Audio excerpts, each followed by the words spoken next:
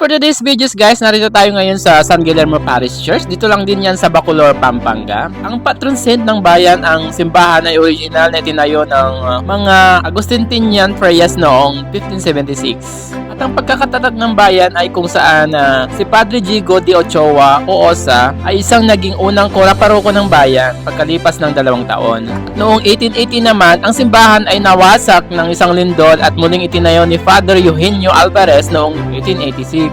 Noong September 3, 1995, dumaloy ang lahar mula sa mga dalisdis ng Mount Pinatubo na pumutok noong June 15, 1991. Kaya nalibing ang kalahati ng simbahan na 12 metros ang taas nito, na nag-udyok sa mahigit na 50,000 residente sa bayan na lumikas sa mas mataas na lugar sa mga resettlement area.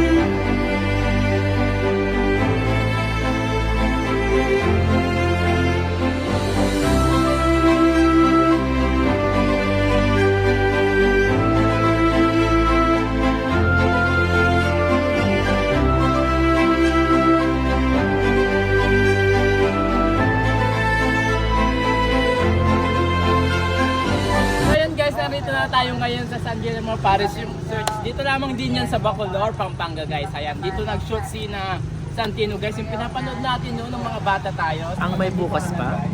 So, pasok tayo guys. Tignan natin yung mga kaganapan dyan. Yung mga struktura, yung mga gandaan ng simbahan guys. Grabe po nyo naman.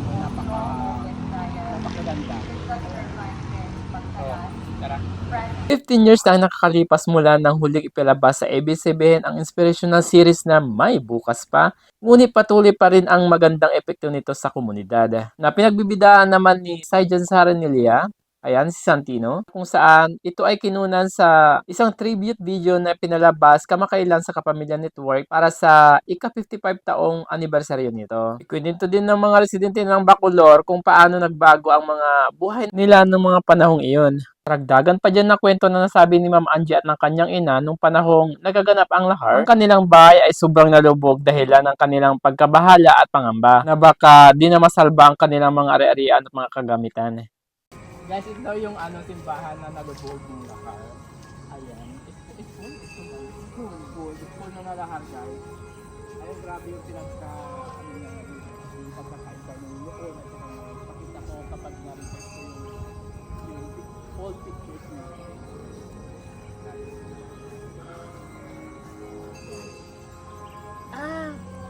Tandang-tanda ako nung nanonood ako na Santino. Dito usually si Santino eh. Oo. Guys, kung naaalala nyo, dito madalas si Santino. Dito siya nagpe-pray. Grabe, parang tumatay yung balahibo ko. Grabe. Nandito rin si Santita. O hindi mo niya talaga kamantin. Grabe guys, napakasagrado yung lugar na ito. Wow.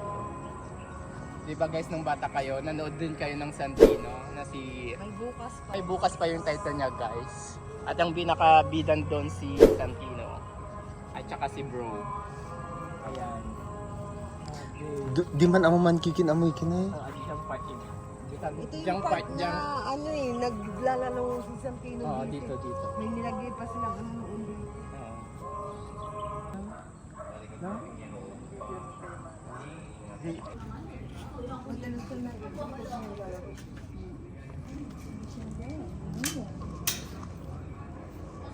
So ayan guys, dito rin madalas nag-i-stay si Father Dominic Ochoa sa May Bukas Pa. Ayan, kung naaalala nyo pa. Grabe guys, so napaka sagrado. Nangingilabad ako guys, grabe.